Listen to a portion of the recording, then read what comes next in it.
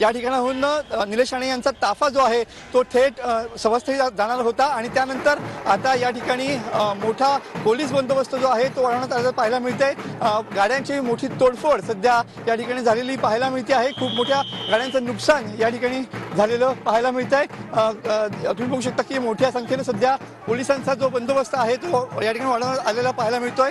काही पोलिसांच्या डोळ्यामध्ये अश्रुधुराचे नळकांडे या ठिकाणी जो वायू आहे तो गेलेला पाहायला मिळतो आणि त्याचमुळे सध्या पोलिसांकडून सुद्धा या ठिकाणी एक प्रकारे शांततेचं आव्हान या ठिकाणी केलं जाते। तुम्ही बघू शकता की या ठिकाणी गाड्यांची तोडफोड कशा प्रकारे झालेली आहे हे आपण दाखवण्याचा प्रयत्न करूया।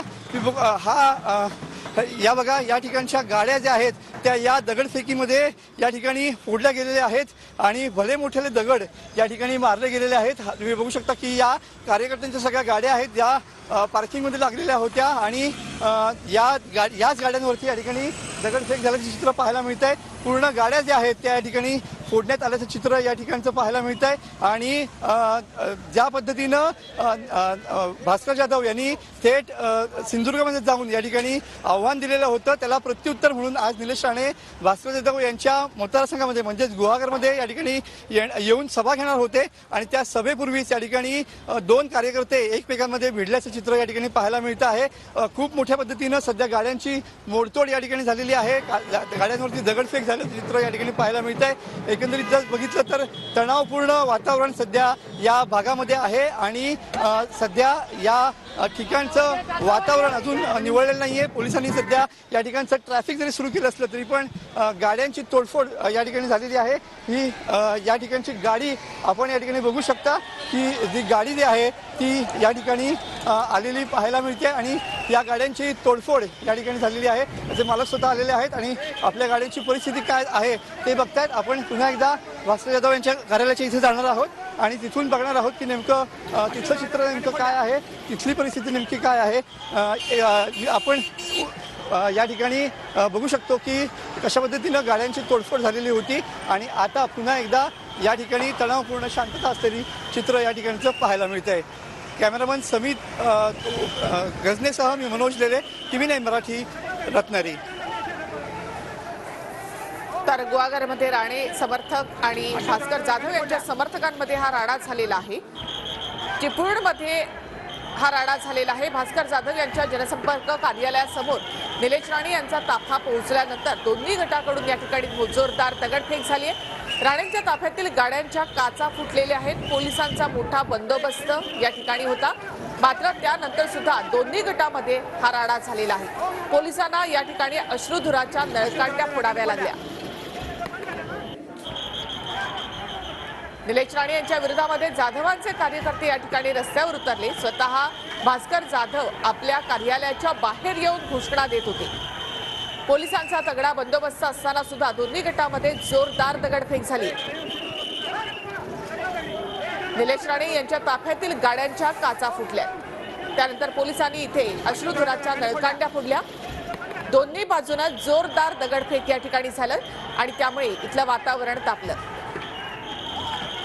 दगडफेकीच्या घटनेमध्ये काही जण जखमी देखील झालेले आहेत। निलेश राणे यांच्या ताफ्यावर ही दगडफेक झाली। गुहागरमध्ये निलेश राणे यांची आज सभा होते। निलेश राणे यांची गाडी या ठिकाणाहून पुढे गेली आणि त्यानंतर ही दगडफेक झाली आहे। निलेश राणे यांच्या ताफ्यातील त्यांच्या कार्यकर्त्यांच्या ज्या गाड्या होत्या त्याच्यावर ही दगडफेक झाली। काही वेळापूर्वीची दृश्य आपण या ठिकाणी पाहतो, एक्सक्लुसिव्ह दृश्य। दोन्ही बाजूकडून या ठिकाणी जोरदार दगडफेक झाली असून यामध्ये काही जण जखमी देखील झाले।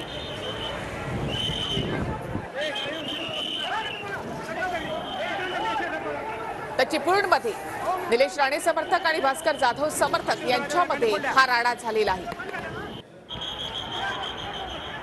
या राड्याची शक्यता लक्षात घेता इथे चोख बंदोबस्त ठेवण्यात आलेला होता।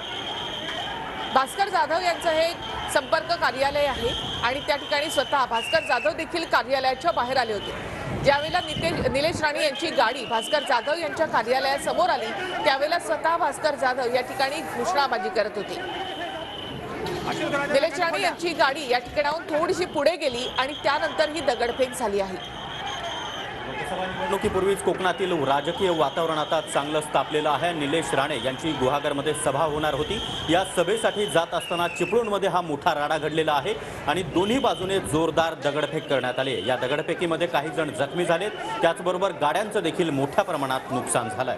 निलेश राणे यांची सभा आम्ही होऊ देणार नाही असा इशारा भास्कर जाधवांकडून देण्यात आलेला होता आणि त्यानंतर इथे तगडा पोलीस बंदोबस्त देखील ठेवण्यात आलेला होता.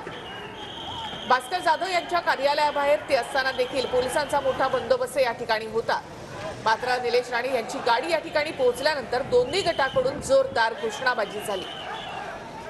भास्कर जाधव यांचं हे संपर्क कार्यालय या ठिकाणी स्वतः भास्कर जाधव हे बाहेर आलेले होते. त्यांच्याशी TV9 मराठीच्या प्रतिनिधींनी संवाद साधण्याचा प्रयत्न केला, मात्र त्यांनी माध्यमांना बोलण्यास नकार दिला. मात्र जोरदार घोषणाबाजी दोन्ही बाजूच्या कार्यकर्त्यांकडून करण्यात आली आणि त्यानंतर दगडफेक मोठ्या प्रमाणात करण्यात आली. यामध्ये काही जण जखमी देखील झालेत आणि गाड्यांच्या काचा देखील फुटलेल्या आहेत. आणि आता भास्कर जाधव यांच्या कार्यालयाबाहेर प्रचंड ही गर्दी पाहायला मिळते. पोलिसांचा देखील मोठा बंदोबस्त तैनात करण्यात आला.